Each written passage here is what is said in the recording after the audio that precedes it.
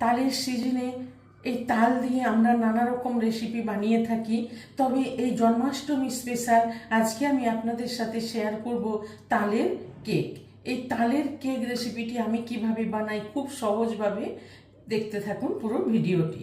তবে এইভাবে একবার তালের কেক বানিয়ে দেখুন, এটি খেতে ভীষণই সুস্বাদু হয়।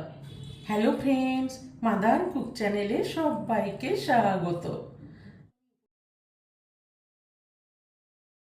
তো এখানে তালের কেক বানাবার জন্য মেজারিং কাপের 1 কাপ ময়দা নিয়ে নিলাম, আর এখানে নিয়ে নিয়েছি ভর্তি 1 চামচ বেকিং পাউডার। বেকিং পাউডারটা দিয়ে দিলাম, আর নিয়ে নিয়েছি 1/2 চামচ মতন বেকিং সোডা। এই সোডাটাও দিয়ে দিলাম। প্রথমে শুকনো উপকরণগুলোকে ছেড়ে নেবো, সেই জন্য সব উপকরণগুলো একটা চালনির মধ্যে নিয়ে নিলাম। নিয়ে ভালো করে শুকনো উপকরণগুলোকে চেলে নেব। শুকনো উপকরণগুলো সব ভালো করে চেলে নিলাম। এবার এটাকে সরিয়ে রেখে এখানে একটা মিক্সির জার নিয়ে নিলাম, আর নিয়ে নেব এখানে 1 কাপের থেকে একটু কম 3/4 কাপ চিনি নিয়ে নিয়েছি। এই চিনিটা এখানে মিক্সির জারে নিয়ে নিলাম। নিয়ে চিনিটাকে ভালো করে গুঁড়ো করে নেব। চিনিটাকে ভালো করে গুঁড়ো করে নিলাম। এবার এখানে নিয়ে নিয়েছি ওই কাপেরই 1/2 কাপ টক দই। এই টক দইটা চিনি গুঁড়োর মধ্যে দিয়ে দিলাম। দিয়ে আমি আর একটু ভালো করে ঘুরিয়ে নেব। একসাথে দইটাকে একটু ঘুরিয়ে নেব। দই আর চিনিটাকেও ভালো করে ঘুরিয়ে নিলাম। এবার এটাকে সরিয়ে নেব। নিয়ে এখানে একটা কেক টিন নিয়ে নিয়েছি। কেক টিনটা একটু রেডি করে নেব। কেক টিনের মধ্যে অল্প একটু রিফাইন্ড অয়েল দিয়ে দিলাম। দিয়ে আমি একটু ভালো করে ব্রাশ করে নেব। এবার এখানে 1 চামচ ময়দা দিয়ে দেবো। ময়দা দিয়ে ভালো করে কোটিং করে আমি কেক টিনটাকে রেডি করে নেব। ভালো করে ময়দাটা মাখিয়ে নিলাম। এক্সট্রা ময়দাটা ঝেড়ে নিয়ে কেক টিনটা রেডি করে নিলাম। এবার ব্যাটারটা তৈরি করে নেব। এবার এখানে আমি চিনি গুঁড়ো আর দইয়ের মিশ্রণটা এখানে দিয়ে দেব। দিয়ে আস্তে আস্তে ভালো করে মিশিয়ে নেব।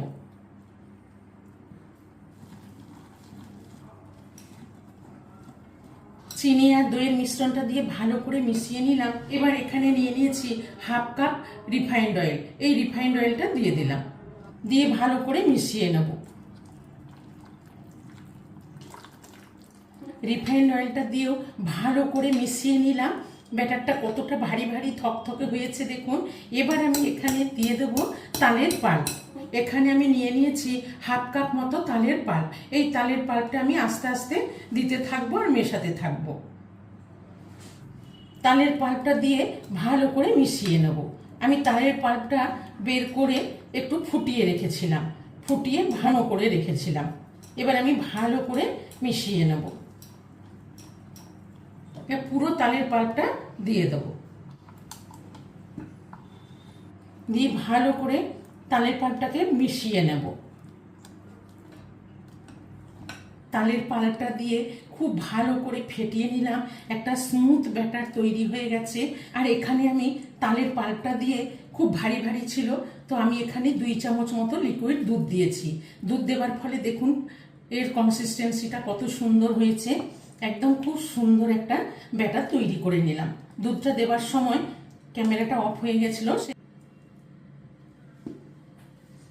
এবার আমি কেক টিনটা যে রেডি করে রেখেছি, এই কেক টিনের মধ্যে ব্যাটারটা দিয়ে দেব।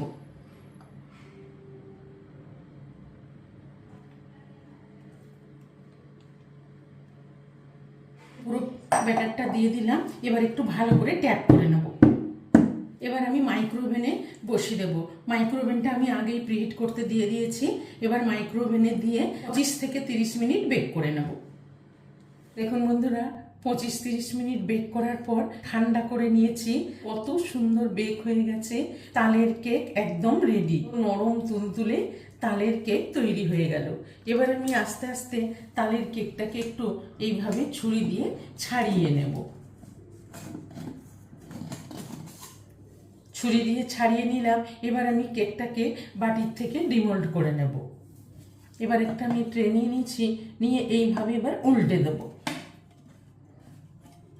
উল্টে একটু ট্যাপ করে নেব। কত সহজে কেকটা ছেড়ে চলে আসছে। কত সুন্দর তালের কেক তৈরি হয়ে গেছে।